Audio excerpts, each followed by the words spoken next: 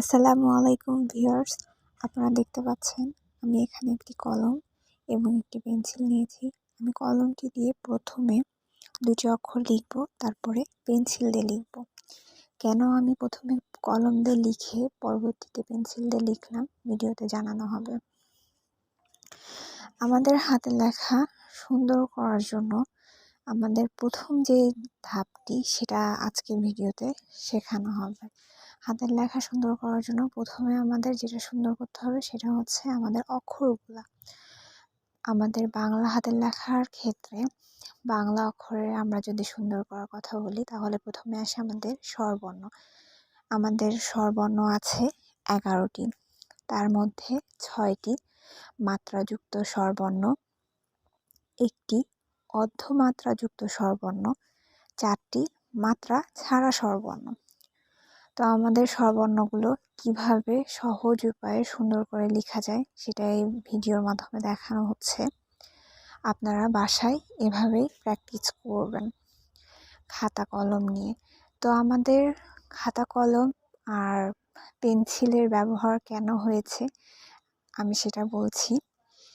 যারা শুরু করছেন লেখাটা সুন্দর করার জন্য তারা অবশ্যই পেন্সিল দিয়ে শুরু করবেন, কেননা অনেকের লেখা অনেক খারাপ, অনেক বেশি খারাপ আছে। তাদের ক্ষেত্রে তারা যদি এই অক্ষরগুলো কলম দিয়ে লিখেন, কলমটা একটু স্লিপ করে, কাটাকাটির একটা ঝামেলা আছে, সব কিছু মিলে পেন্সিল দিয়ে যদি শুরু করেন তাহলে পরবর্তীতে আস্তে আস্তে পরবর্তী ধাপে কলম দিয়ে লিখলে ভালো হবে। আমিও পরবর্তী ভিডিওগুলোতে অক্ষরগুলা কলম দিয়ে এবং বাক্যগুলা কলম দিয়ে লিখে দেখাবো।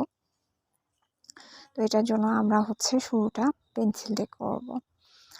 আর কিছু টিপস আছে লেখা সুন্দর করার জন্য। তার মধ্যে আপনি লেখা সুন্দর করার জন্য কোথায় বসবেন, খাতাটা কোথায় রাখলেন, কলমটা কিভাবে ধরলেন, এই ব্যাপারগুলো অবশ্যই লক্ষ্য রাখতে হবে যে আপনার বসার জায়গাটা অবশ্যই কমফোর্টেবল হতে হবে। যদি আপনি বসে শান্তি না পান বা খাতাটা রেখে হাত রেখে শান্তি না পান তাহলে লিখে আপনি লেখাটা সুন্দর হবে না।